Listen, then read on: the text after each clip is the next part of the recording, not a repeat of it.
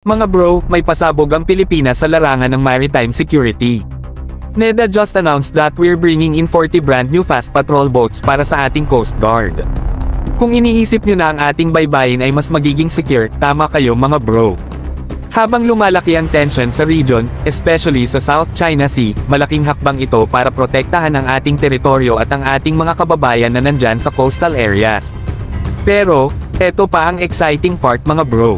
Ang funding para sa mga patrol boats na ito ay manggagaling mula sa official development assistance mula sa gobyerno ng France.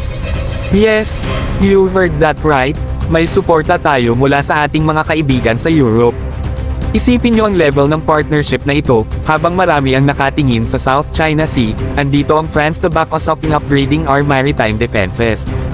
Plus, talagang nakaka-proud dahil ang NEDA board mismo, sa pamumuno ni President Bongbong Marcos Jr., ang nag-approve ng purchase na ito. Alam natin mga bro, na di biro ang maritime security issues na hinaharap natin sa South China Sea. Itong mga patrol boats na ito ay hindi lang basta-basta add-ons, kundi critical tools para protektahan ang ating exclusive economic zone.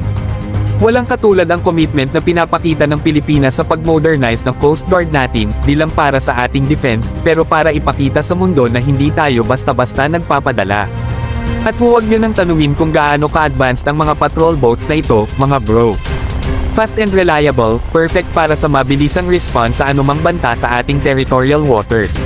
Sa tulong ng French tech at engineering, siguradong top-notch ang mga vessels na ito.